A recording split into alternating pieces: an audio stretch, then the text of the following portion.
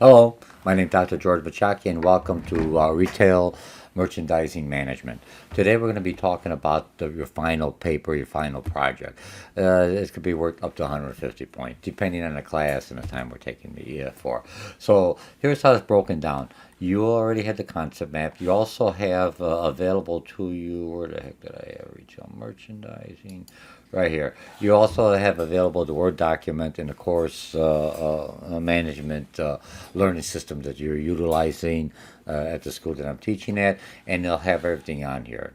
Those who like it, it's in a Word document. You could add your stuff as you're, going forward on this. Okay, so I'm going to just close this off. We don't need it. I'm going to be going through the concept maps. You'll also have this in a PDF file, 2 photos. It gives you a quick visual overview. So here's the instruction, the history of the company you're going to talk about. That's worth 30 points. Retail strategy, who's your target marketing, merchandise assortment, HR, who you're going to be hiring, who's going to be a champion for this, where you're going to locate the store, what's your pricing, what's your communication mix, what's your store layout, what's your customer service, and your competitive advantages. If you look at this, the points associated with this, this is going to be your rubrics. This is always going to be also your map. When they say a concept map or a mind map, your mind, so you visually see which way you're going to go. I have the chapters also that you'll utilize on this. So let's go in the instruction. I'm going to go through in here, and this will be a printout. So this is going to be not only where you have a visual, you have an audio. When you're looking at learning styles, we need a variety of learning styles. So here's the instructions. It's going to be a research paper. It's a college level, written in a paragraph form, 12.5. This one here, I am live. Those who ever had me for other classes know I go live. What you're going to do, you're going to find a company, a retailer, something you're going to open up a new store, but you're going to find a company, a competitor you're going to compare. You're going to say, here's the store. So I'm going to see what they're doing, and I'm going to mirror it, or I'm going to change it. Because if you mirror it, what the heck? I go to you. I'll go to the store that's existing. All right. So it should be at least for 2,400 words or 3,005. Hey, don't feel bad. It's about 350, 6 to 10 pages. Yeah, it's about a high school level research paper, for goodness sake. Come on, you have to write. It's the beginning of a business plan. You take me for entrepreneurship or small business. I also teach some of those classes. 25 retailing terms or concepts out of the lesson plans that we're learning. That's, I know you learned the language. And 5 outside sources. When I'm looking at outside sources, when you're looking at your competitors, you could go on their website. You could look at the U.S. Gov to see what the stats are. Look at the local municipalities. See who their target, who your competitors are, who your customer bases are, living in that geographic area. You could go to a lot of the community colleges have a lot of things. Who's going to their school? Okay. First step is on this is remember this research paper here. First step, you're going to have to choose a retailer, a physical store, someplace you could go in there so you could look around. And usually, since you're going to be opening up a store similar to yours, it'll be a smaller store, a boutique. There are a lot of those stores, a lot of little places out there. All I want you to do is from a small section, when you're looking at a store, you could see what they're doing. Then the larger stores, the Targets, the Walmarts, the Costco, they're doing the same thing on only on a larger scale, but they start off small. Remember, a lot of those stores started off as small retail mom and pop shop, for lack of better words, and grew their way up.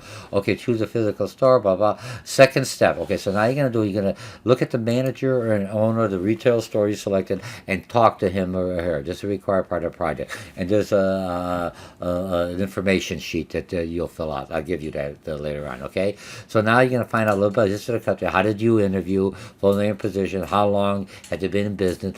Now, if you're not looking at a store, you may be working for like Target or some store or TJ Maxx, whatever, and you're going to try to do for your manager, and you're taking this course to see how I'm going to open up a new a demographic, how I'm going to target somebody new, how I'm going to open up a new product line, how I'm going to bring something else in, what could I do differently? So you could use that to say, here's the department store I'm going in here, and I'm going to use my department, I'm going to make some changes. And remember, because this is just to learn about retailing. merchandising. How do I move merchandise? You got to know about the customer. You got to know about merchandise. You got to know about all of this stuff. Okay, so history, business change, how to plan to expand, penetrate, or diversify. Okay, now retail strategy. This is what. Okay, so you're gonna do this one. This is worth 30 points. This is the company do the interview. Okay, then you're going to go in here this retail strategy, and this is who's your target market. So you have to tell me who the customers are, age, gender, everything. You can find that information depending. We're going to open up the trade area, and it has the chapters, so it's easy, so you get that information, so you could utilize some of the terminology on there. Then the next thing you're going to need is also merchandise. Again, chapter 12 and 7. What are major brands? Are you carrying private labels or brand? Or how are you going to get them into the store? Your boutique, brand new, but sometimes your private brands gets them into the store, so people look. Once they're in there, then I can sell to them or into my website or something else. What's the product life cycle? Okay, where do you think you're at? Okay, retail care, convenience good, shopping good, especially good. You should understand those terminology. Read the thing. I'm not going to tell you now. I want you to read. You use the material that was supplied for this course that you're taking with me. Okay, human resources. How's the store prepared to trade the salespeople? Individuals. Who are you getting it from? Are they paid on commission? You may be the only person open up the store. I'm my only person. It's my own boutique. You have to still give yourself an accounting, a wage or something for a job description, job specification. Eventually, as your store grows, you're going to hire someone. So you can't, when you, and we'll get into the finance accounting on that. I'm jumping a little bit ahead of myself. Are the salespeople allowed to cross-sell? I mean, in different departments. Small business, they do it all. If you're in a department, they may come in and something. If I go into Home Depot, I'm just using that as a retailer. So the guy that's trying to help me with the air conditioning, I don't know about air conditioning. I know I can look it up here. I can see where I can find it. But the air conditioning guy is not here. I'm using the paint section, but I'm cross. I know enough about it. What do you want to know? All right? I don't feel too confident, but I know if I got to paint the air conditioner, he is the right or she's the right person to do. Okay, all right. What do we have on here? Okay, store location. Where's the store? Retail store going to be located? Why did you select it? Shopping center, mall. Right now, there's a big variety of stores. A lot of stores are closing up because they weren't prepared for this thing for the last year to tell it's going to be short term. Now you're coming in. You already know, okay, I could do this in this thing, but I got to do it this way because you see how they're successful. Why do you think they closed this location? What type of lease do you have? All right, try to get a short term lease. Long. Right now, because the prices are good, I go more with a long term lease. Come on, what the heck? Because you're locked in. Once the economy picks up, everything happens, the prices go up. All right. Pricing. What are you going to charge? What's the pricing policy? What's the return? Are you going to have any discounts? Are you going to have a promotion? How are you going to be competitive? Does the retailer use cost-oriented method of pricing? You got to know how you're going to price your things. Sometimes I'm doing with small businesses when I'm helping some of the students open up like online. And I look, they got a unique product, and I say, "What are you charging? It's one of a kind. You made a shoot. Charge $15, $20. The price to an individual customer gives me quality. If I see something for $10, $5 made in China, not good. Yeah. I see something for $30, maybe made in China, but it's handmade. Maybe India. The rugs are handmade.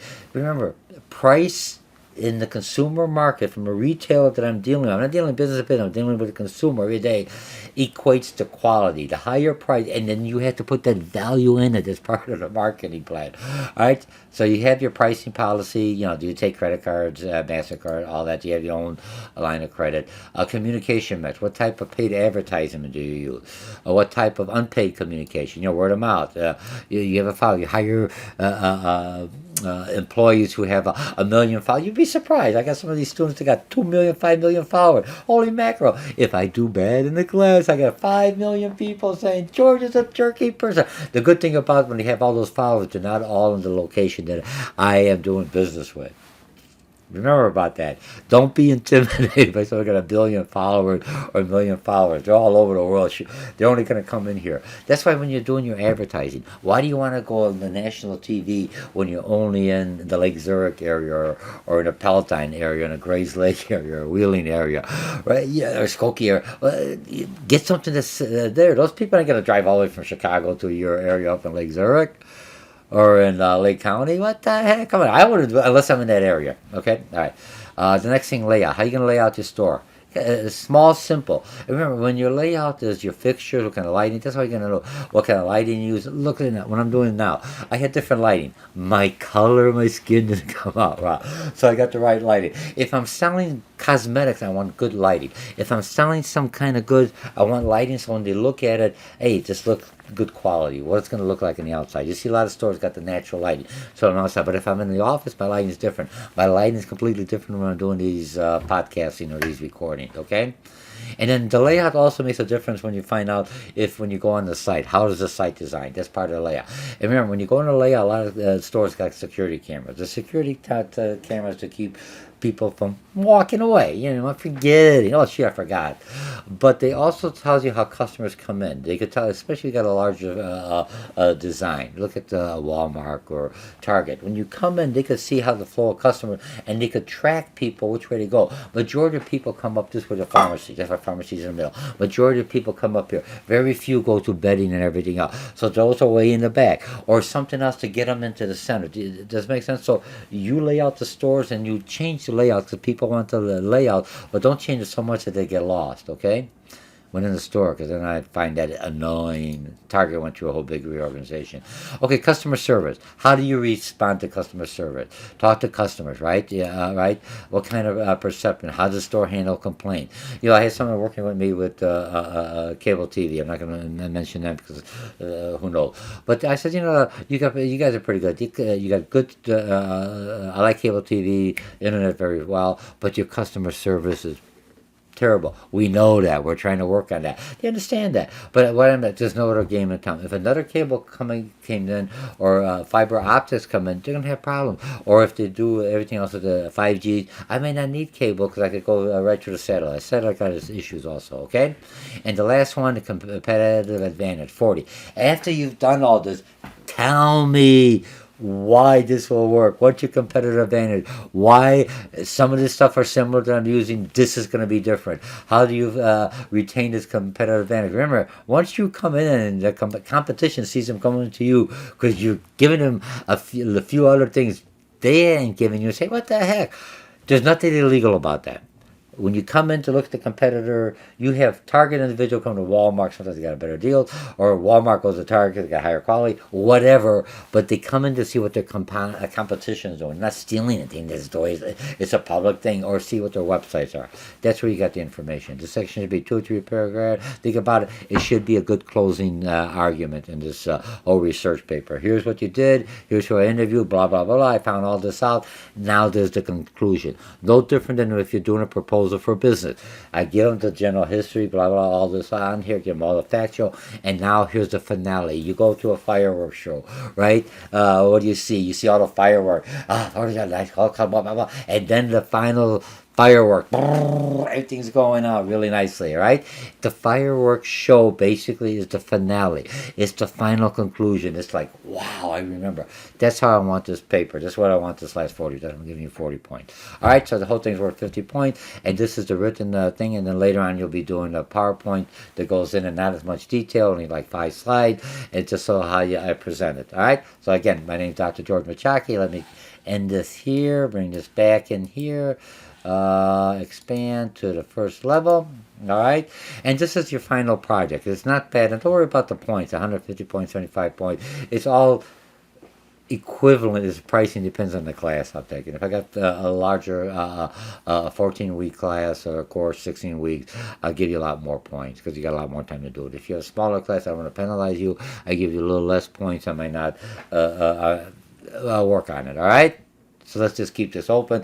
It's like, it depends on the process. I got to move something. I got to adjust my pricing. Depends on my target. It depends on my customer. Depending on all those environmental forces that are affecting retail customers, buyers, and myself. Again, my name is Dr. George Mochocki, and this is what your whole paper is about. Let's see how many minutes I got there. 14 minutes, very good. They always tell me I got to keep it under 20, 10 to 15 minutes. And why is that? Because a lot of the students, even myself, instructors, or everything else, our attention span is very short. We want instant, because if you look at social media, you got 5 seconds to click it, otherwise the ad keeps on going over, skip the ad. Right? So those first 5 seconds, hey, the name of the company, what my product is, and a good benefit. Again, thank you very much. I was going to try to make 15 minutes. Bye.